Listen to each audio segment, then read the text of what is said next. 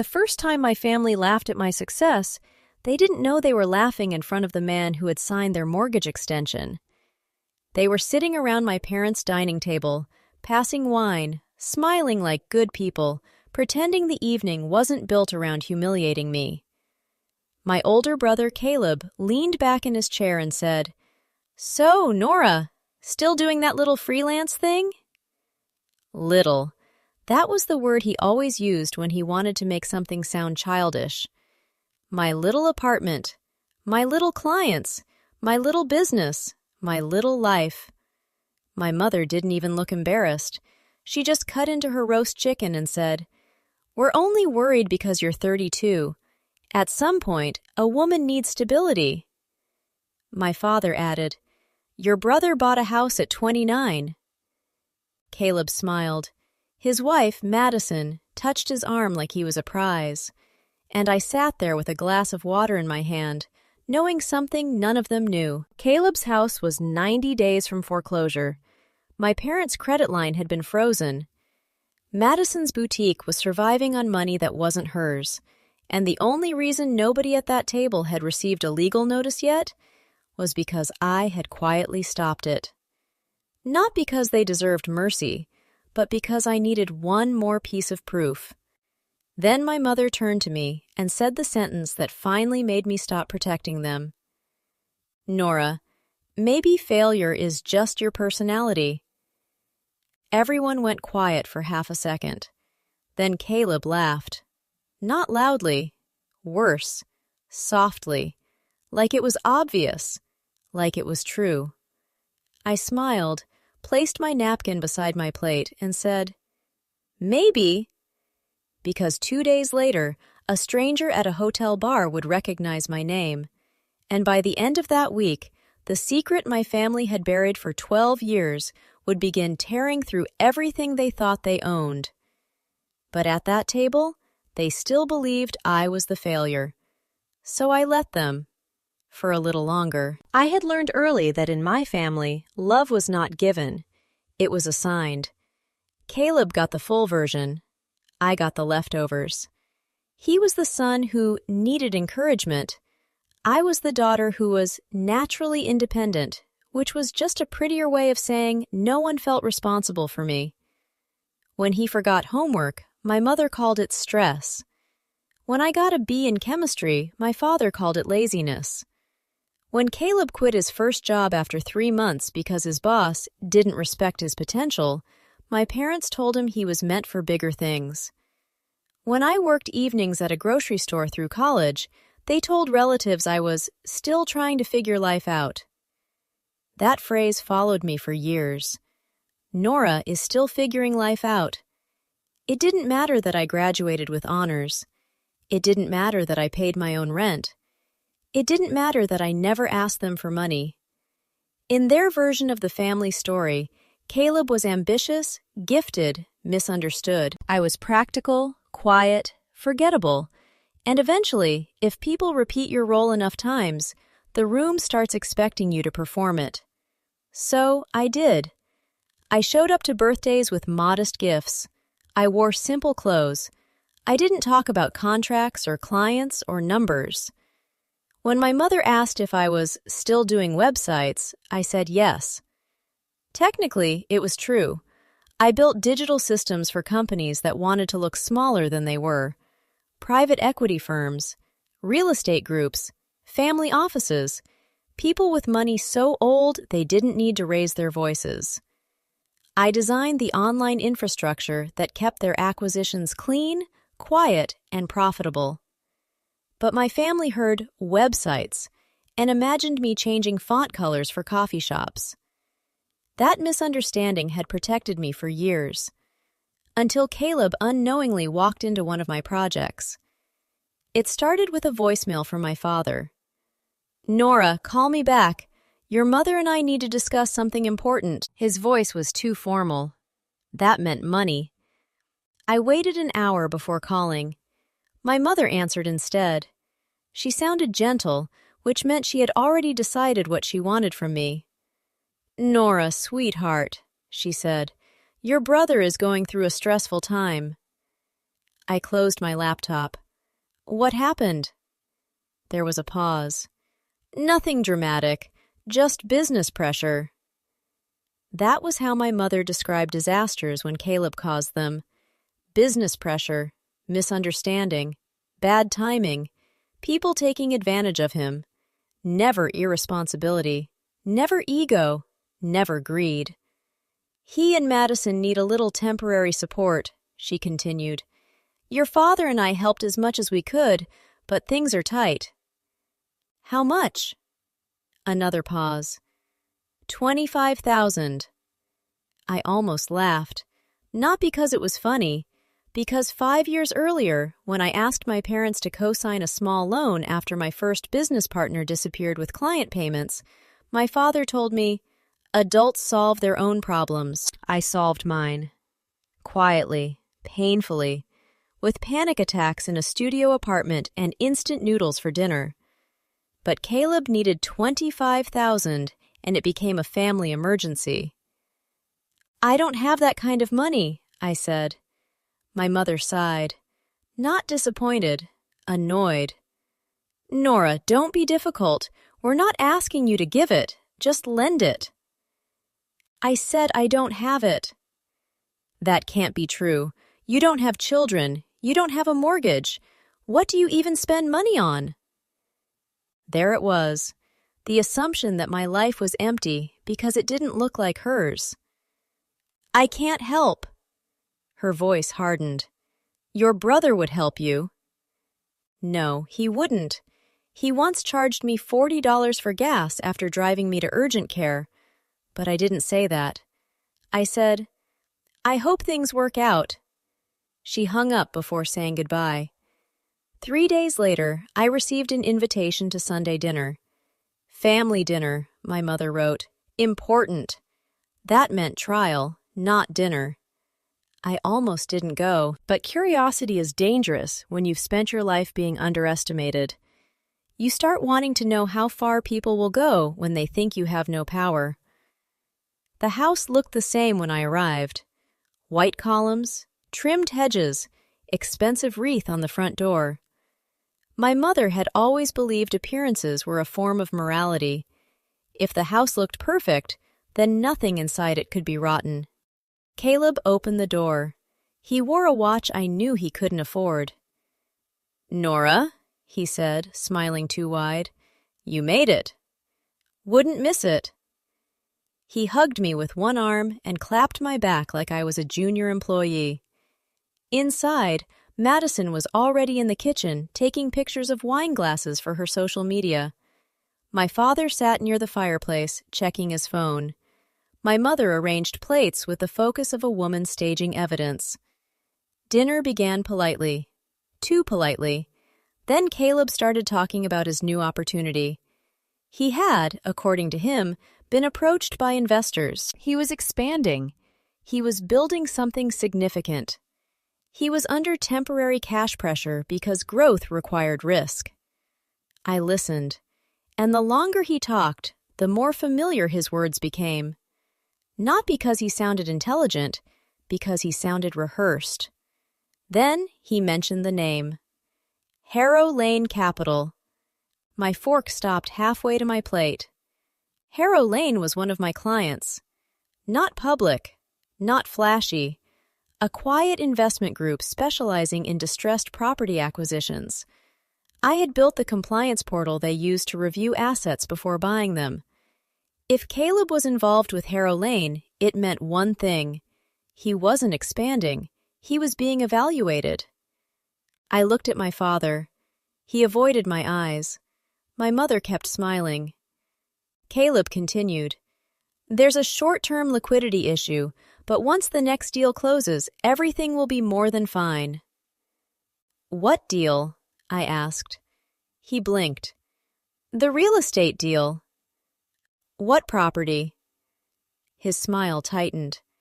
You wouldn't know it. Try me. My mother gave me a warning look. Nora, don't interrogate your brother. But Caleb's pride couldn't resist.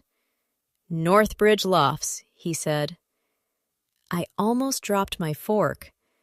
Northbridge Lofts was not a growth opportunity. It was a collapsing commercial renovation buried under lawsuits, liens, unpaid contractors, and forged inspection reports. Harrow Lane wasn't investing in Caleb.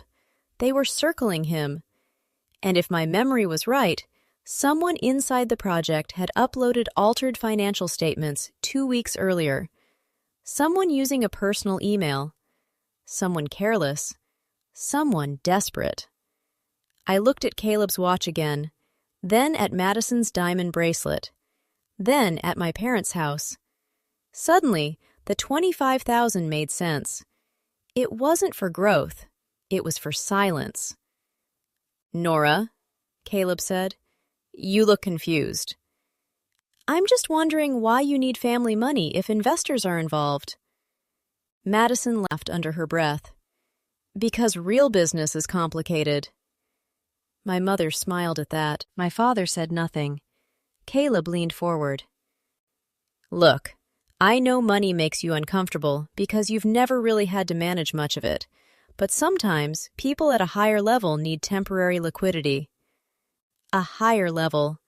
That was when something in me cooled. Not broke, not exploded, cooled. There are moments when anger stops being fire and becomes math. "How temporary?" I asked. Caleb waved a hand. "A few months." "And if the deal doesn't close?" "It will." "But if it doesn't?" My mother snapped, "Why are you being so negative?" I looked at her. "Because you asked me for money." "We asked you to support your family." "No, you asked me to fund a risk no one is explaining." Caleb's face hardened. "This is why nobody includes you in serious conversations." There it was, the familiar door closing, the family line. You are not serious. You are not important. You do not belong in the room where decisions are made. My father finally spoke. "Nora, your brother has carried the family name in ways you don't understand." I laughed once. I didn't mean to. It just came out. Everyone stared. My mother's face turned cold. "What exactly is funny?"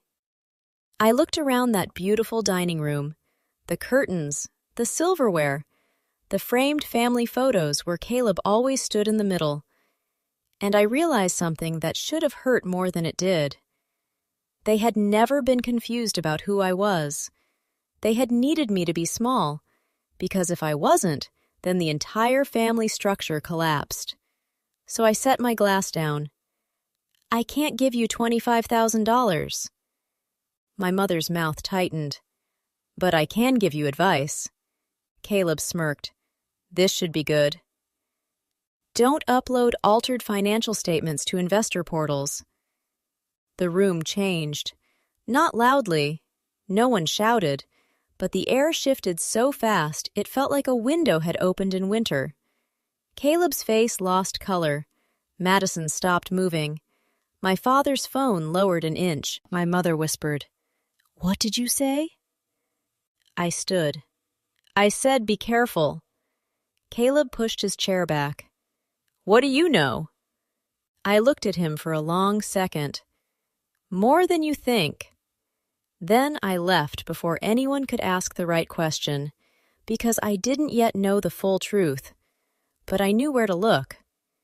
That night, I didn't sleep. I sat at my kitchen table with my laptop open and every light off except the one above the stove. The city outside my window moved without caring. Cars, sirens, people walking dogs, normal life. Meanwhile, my family's lies had started glowing in the dark. I opened the Harrow Lane admin logs. I had access because I built the system and still maintained it under contract. Every action had a timestamp. Every upload had metadata. Every user had a trail, even when they thought they didn't. I searched Northbridge Lofts.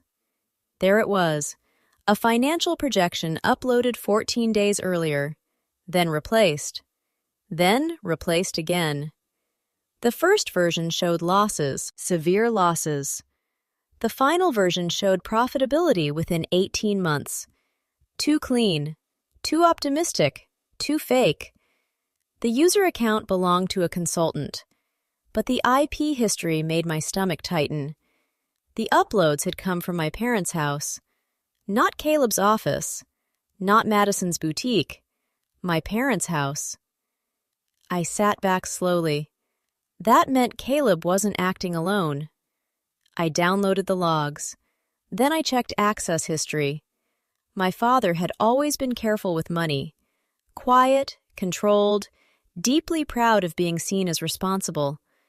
But over the past year, he had opened 3 credit lines, refinanced 2 properties, and transferred large sums into an LLC tied to Caleb's project.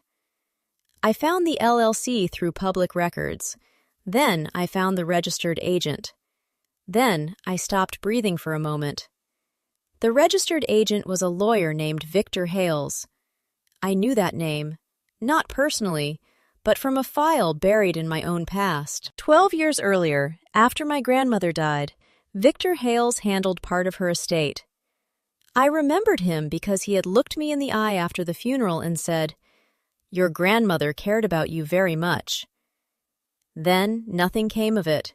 No letter, no inheritance, no explanation, just silence. At the time, I believed my grandmother had left everything to my parents. That's what they told me. And I was 20, exhausted, grieving, too young to understand how families steal without using masks. Now, Victor Hales's name was attached to my brother's failing project. A project being propped up by my parents. A project connected to altered documents uploaded from their house. A project they wanted me to help fund. Suddenly, the story wasn't about $25,000. It was about something older. Something they had hidden long before Caleb started losing money. The next morning, I called the number listed for Victor Hales. Disconnected. I searched his firm. Closed. I searched his name. Retired. Then I found a small article from 8 months earlier. Local attorney Victor Hales honored at charity luncheon. The photo showed him thinner than I remembered, standing beside a woman in a navy blazer. Under the caption, "Event hosted at the Arden Hotel." The Arden. I knew it. Expensive lobby, quiet bar, old money atmosphere. The kind of place where people lowered their voices because walls had manners. I had a client meeting there 2 days later. That was the accidental meeting, the one that changed everything, but I didn't know that yet. At that moment, I only knew I needed answers. So I printed the old article, saved the Harrow Lane logs, and created a folder on my desktop named Northbridge. Then I created another folder, Grandma. I stared at that one for a long time. My grandmother, Evelyn, had been the only person in my family who saw me clearly. She used to take me to bookstores on Saturdays and tell me, "Quiet girls hear everything." When I was 17, she gave me a fountain pen and said, "Sign your own life, Nora. Don't let anyone do it for you." After she died, my mother packed up her house in 3 days. Too fast. I asked if I could keep some of Grandma's books. My mother said most of them had mold. That was a lie. I knew it even then, but I didn't know what to do with the knowing. That is one of the cruelest parts of being young in a family that controls the story. You see the truth. You just don't have enough power to prove it. 2 days later, I walked into the Arden Hotel wearing a charcoal suit my mother would have called too severe. My meeting was with a logistics company that wanted a private acquisition dashboard. Normal work. Clean work. The kind of work my family thought I was pretending to have. I arrived early and sat at the bar with sparkling water. That was when I heard my name. "Nora Whitaker?" I turned. An older man stood a few feet away, holding a cane in one hand and a folded newspaper in the other. His hair was white now, his face thinner, but I recognized him immediately. Victor Hales. For a second, neither of us moved. Then he smiled with an emotion I couldn't read. "My God," he said softly, "you look like Evelyn." My throat tightened. "You knew my grandmother." "Knew her?" He let out a breath. "Your grandmother was the most stubborn woman I ever represented." Represented. The word landed carefully. "Mr. Hales," I said, standing, "I've been trying to find you." His expression changed. Not surprise, concern. "Then I assume this is not a coincidence." "It might be," I said, "but I don't think my life has that kind of humor." He studied my face for a moment, then glanced toward the lobby. "Are you here alone?" "For now." "Good." His voice lowered. "Then we should talk somewhere private." A chill moved through me. "About what?" He looked straight at me. "About the trust your grandmother left you." The room seemed to tilt. Not dramatically. There was no music, no gasp, no lightning strike, just those words spoken in a quiet hotel bar while a bartender polished glasses 6 feet away. "The trust your grandmother left you." I heard myself say, "There was no trust." Victor's face went pale. Then he whispered, "Nora, what did they tell you?" And in that moment, every cruel dinner, every financial lecture, every joke about my failure, every year of being treated like the family disappointment began rearranging itself into something much darker. Because failure had never been my identity. It had been their cover story. And Victor Hales had just opened the first door. For a few seconds, I couldn't answer. The sounds of the hotel bar faded into the background. "The trust your grandmother left you." The sentence kept repeating in my head, not because it was complicated, because it was impossible. For 12 years, I had believed there was nothing. No inheritance, no trust, no forgotten account, nothing. My parents had told me Grandma Evelyn left everything equally to the family. The house was sold, the money was distributed, the estate was closed. End of story. Now Victor Hales was looking at me as if I had just informed him the sky had disappeared. "What exactly did they tell you?" he asked again. I sat down slowly. "They told me there wasn't anything specifically left to me." Victor stared. Then he closed his eyes. Not dramatically, just long enough for me to see disappointment cross his face. Not disappointment in me, in someone else. When he opened them again, his voice was quieter. "Nora, your grandmother created a trust 6 months before she passed away." I felt my pulse speeding up. "No." "Yes." "No, because if that were true—" "You would have been notified." He finished the sentence for me. I nodded. Victor looked genuinely troubled. "The trust contained very specific instructions." "What kind of instructions?" "Instructions that required you to receive control when you turned 30. My stomach dropped. I was 32. 32! 2 years late. 2 years. I tried to keep my voice steady. "How much money are we talking about?"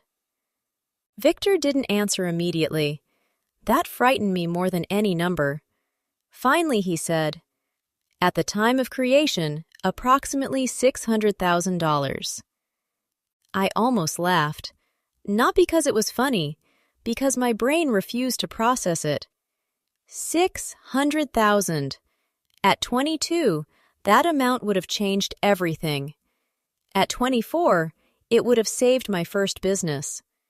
At 26, it would have prevented years of debt. At 28, it would have allowed me to expand twice as fast. Instead, I had spent years believing I was struggling because I wasn't good enough. Meanwhile, something belonged to me. Something my grandmother intentionally protected.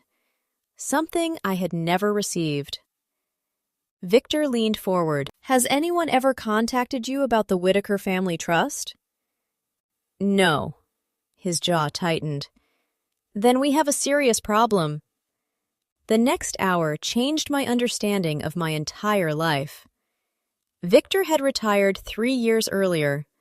Before retiring, he transferred administration responsibilities to another firm. The trust was supposed to remain untouched until my 30th birthday. Simple, automatic, legally protected. At least, that was the plan. Then Victor showed me something. An email, printed, dated 11 years earlier. My father's name was on it. My mother's, too. I read it twice, then a third time. According to the document, my parents had informed the law firm that I wished to waive communication regarding the trust because I was pursuing independent financial goals. I looked up.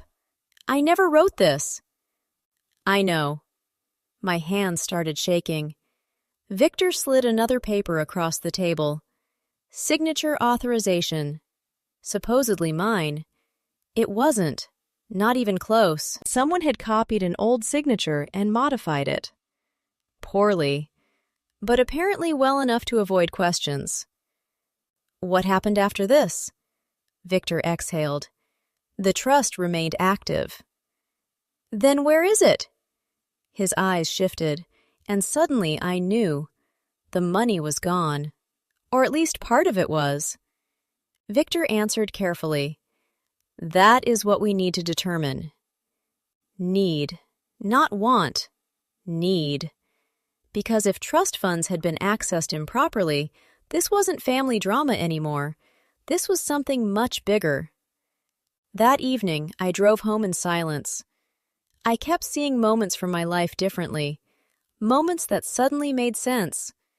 The college fund that disappeared, the down payment my brother somehow managed at 29, the endless financial emergencies, the expensive vacations, the luxury purchases that never matched anyone's income.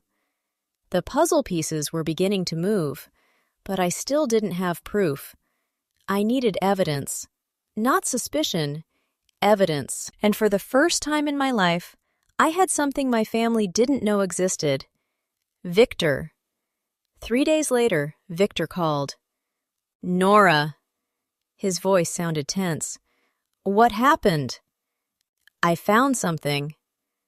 That was all it took. I canceled 2 meetings and drove to his office. Technically, it wasn't an office anymore, just a small consulting space he used after retirement. The moment I arrived, he handed me a folder. Inside were records from the trust. Bank records, transfers, statements, years of activity.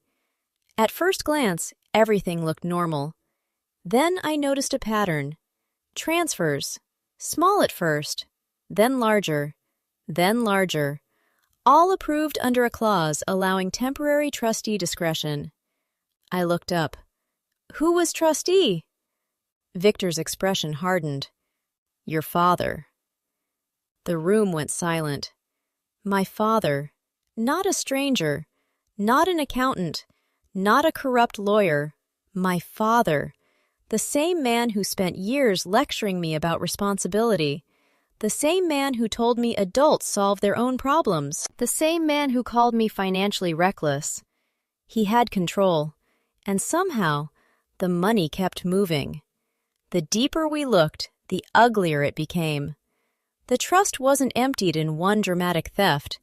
It was drained slowly, carefully, over years, almost intelligently, enough to avoid attention, enough to create plausible explanations, enough that nobody questioned it. Except now someone was. Me. Then we found the transfer, the one that changed everything. $400,000, transferred 6 years earlier. Destination, Northbridge Development Holdings. I froze. Northbridge, the same project Caleb was desperately trying to save. The same project connected to altered investor documents. The same project my parents wanted me to help fund. My grandmother's money, my trust, my future. It had been used to build my brother's business. I sat there staring at the page, unable to speak.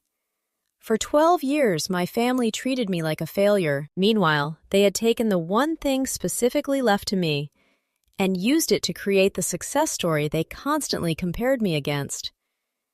That night, I didn't cry. I expected to. Instead, I felt something colder. Clarity. For years, I thought my family's favoritism was emotional. Now I understood. It was financial, strategic, intentional. They didn't just prefer Caleb, they invested in him, using resources that weren't theirs, and they built an entire narrative around it. Caleb the achiever, Nora the disappointment, the golden child and the failure, one funded by stolen opportunity, one forced to survive without it. Suddenly, every comparison looked different. Every family dinner, every criticism, every smug comment. Different, because now I knew the truth. The race had never been fair. 2 weeks later, everything began collapsing. Not because of me, because of Caleb. Arrogant people eventually make mistakes. The investor group reviewing Northbridge discovered inconsistencies, then more inconsistencies, then missing disclosures, then altered forecasts. The investigation widened. Contracts stalled. Funding froze. Lenders got nervous. Exactly as I expected. The project started bleeding money. Fast. Then my phone rang. My mother. For the first time in weeks, I answered. "Nora!" Her voice sounded fragile. "We need to talk." Of course we did, because now they needed something. Again. The meeting happened at my parents' house. The same dining room, the same chairs, the same family photos. But the atmosphere felt completely different. Fear had entered the room. My father looked exhausted. My mother looked older. Caleb looked angry. Not ashamed, angry, as if consequences were somehow unfair. I sat down. No one spoke immediately. Finally, my father cleared his throat. "There have been complications." Complications, the family word for disaster. I almost smiled. "What kind?" "The project is under review." "I know." 3 faces snapped toward me. That got their attention. "Good."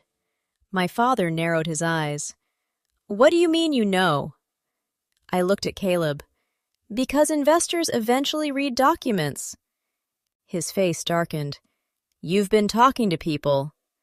"No." "Then how?" "Because unlike you, I understand how due diligence works." The room went quiet. Then my mother spoke. "Nora, we need help." There it was. Finally. Not advice, not criticism, not judgment. Help. I leaned back.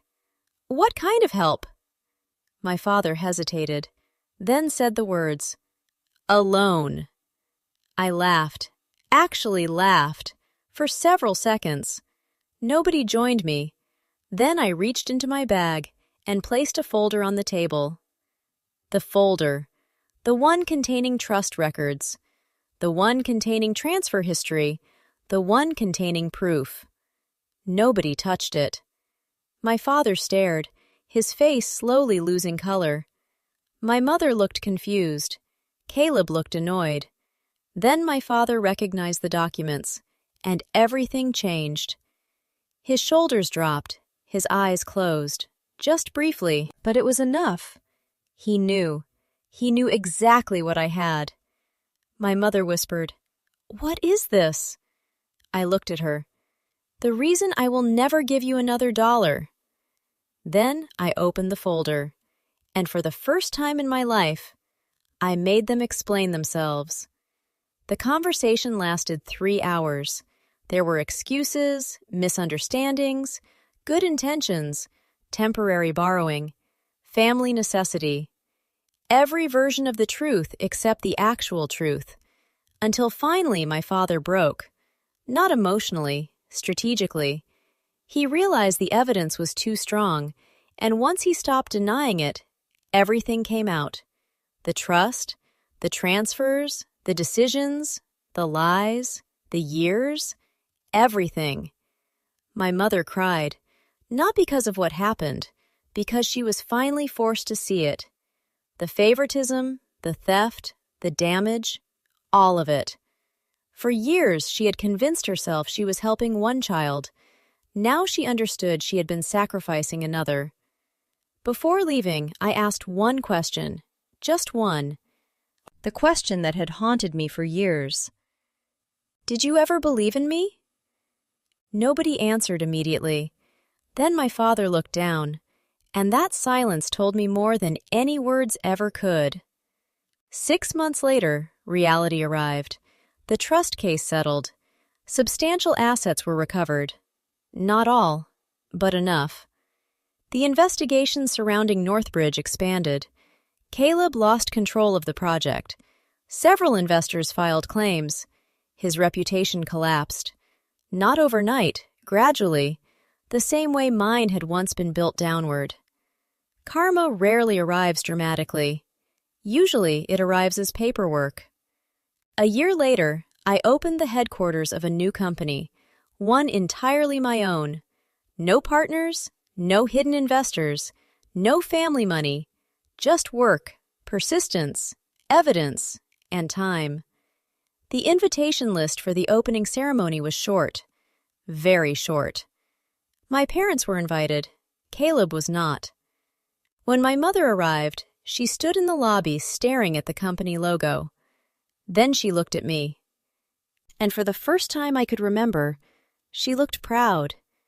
Not because I had finally become successful, because she had finally learned who I was. There is a difference, a very expensive difference, the kind that cost my family 12 years. As guests filled the building, I walked toward the entrance and looked back one last time. For years they called me the failure, the disappointment, the child who never figured life out. The truth was much simpler. I was never failing. I was surviving a story someone else had written for me, and the moment I stopped believing it, everything changed.